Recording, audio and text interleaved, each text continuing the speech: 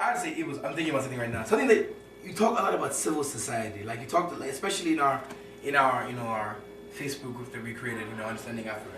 We talk a lot about the idea of civil society and how civil society should be the driving force behind even African countries. And I really was thinking. At first, I was really against. I was like, really, what the hell? You know what I'm saying? But then again, I still don't agree with you. But then maybe I take a step back and now. Maybe number one, we can try defining what civil society is, because in my opinion, I just find it difficult for civil society to develop when a government's, as you correctly said, they're so strong sometimes in Africa, there's so much state involvement that it's difficult for civil society to take root. You know what I'm saying? It's difficult. You know what I'm saying? I'm saying the conditions are difficult. I'm not saying it's not possible.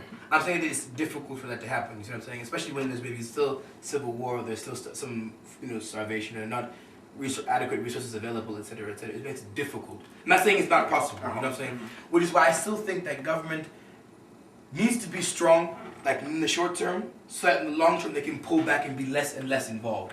Once they have built something, go hard until it's been built. A structure has been built. Also, you just sit back and then you let them do whatever they will, and then they'll choose you. Because naturally, what they'll be wanting is you to be less in their life.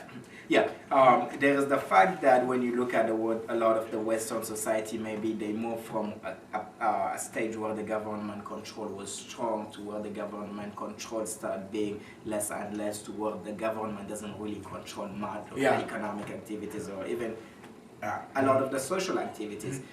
I don't think necessarily that's the best way for certain even African countries to go. The reason why I'm really focusing on the civil society is, you ask a lot of people who are here, why aren't you going back to your country? People from less developed countries. A lot will say that, I'm not going because the government doesn't provide the conditions for me to succeed. I think that in itself is a problem. Yeah, you're right. Because all the vision is so being focused on what the government should do or what the government can do, but not what the people can do themselves. No, you're right. I think that's why I start switching in a way, my belief, towards look less for the government to solve your problems, look more for the people, the normal people, the average people, the village people, everybody to solve the problem.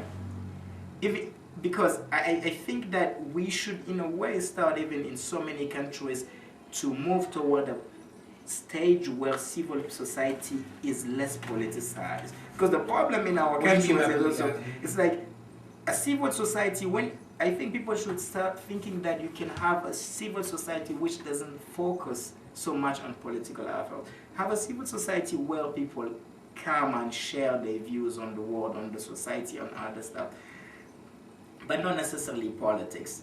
Try to create a space where people will come and talk about entrepreneurship. We'll talk about, for example, what we just started talking about, taxes.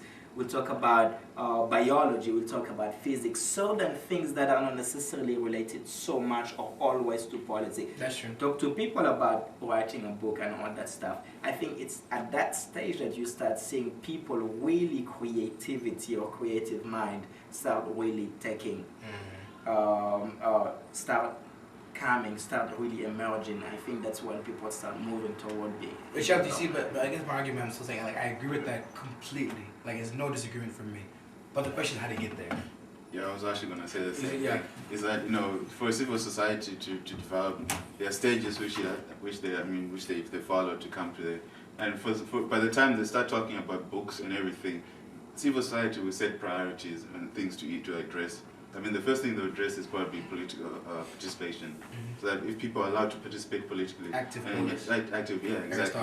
So that will be, I guess most people, that will be the best thing. First thing, and then there's like, women's rights, and all those other gay rights and everything. Those things will come first because it affects their lives directly. And afterwards, that's when they start talking, okay, all those book clubs and talking about issues surrounding them. They'll have the time to actually talk about about the sky and astronomy. Like the environment. Back home they talk about it, but in a way, it's only if they're behind the priority list. Yeah, but if their water source is getting polluted, that's when they'll stand up. Or if they're dying with some disease because of. But if it's like how the global warming is warming up and stuff like that, that's out of there. It's an abstract thing for them, for most people. So it has to be a visual thing first. Yeah, I think, but True, but I think there is really a lot of lack of initiative. For example, you will see, you're right, in maybe my own country, you will sit down with a lot of young people, start talking about how the neighborhood is dirty. That's true. And what they will tell you is that the government is not doing its job. Yeah. And I wonder when these people will start understanding that the government maybe doesn't really care. Maybe you should start taking actions. That already, when you start really creating that space where people will come together and start taking care of them, but you already have a small civil society in itself. I think it's like a civil society in a way that focuses on the ability of people who are forming it, not looking for the outside instructions or guidance. Yeah, no, you're right. No, I agree with that completely. Like, again, Semene was again also commenting on, they were talking about this whole issue. He asked the question, Semene, in a discussion. I'm not sure if he answered it or not. You need to get on Understanding Africa. We need to hear you talking. He basically asked the question, should the development of Africa start from the villages and little communities and places in the cities upwards, or should it start from the government downwards? You see what I'm saying? I asked him to clarify the question, but I took that basically, I think I'm taking it to be kind of similar to you and the civil society thing. I think you might have answered it then, but I just answered it today, and I gave him an example of like my father and a project we started in Namibia. It was a beautiful idea, basically to have like an industrial kind of a center, like not like industrial, like the big buildings and factory and no. Basically, you have a plot of land which you grow, mahangu, mile, you grow spinach, beans, whatever to diversify the diet of the people around. You have water source, you've got then the water for the cattle. Then you have like a bricklaying place where people are making bricks. Because people that they have the skills, they can make it. A part that they teach us that to make things, and so we can make the bricks there. And then you also then have like a sewing factory with those machines for the women to sew, whatever. We can do these things. And then we can use it to help develop the scattered communities. We can develop that, and then you know what I'm saying. But it was a great idea in the beginning. He tried to involve the people. He tried to involve whatever.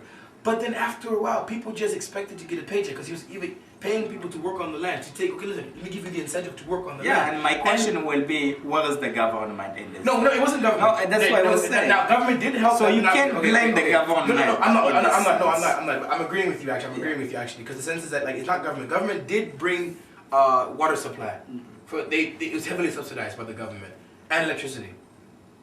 But the thing worked nicely. It was getting there for about 6 to 8 months, maybe a year. And then it fell apart. Why? Because people didn't value it. People stopped coming to work. They wanted to get paid, but they don't want to work. They want to get paid for the bricks because you get paid bricks on how many you make, not like a monthly salary. They would want to get paid. Yeah, we're going to build 60 or 70.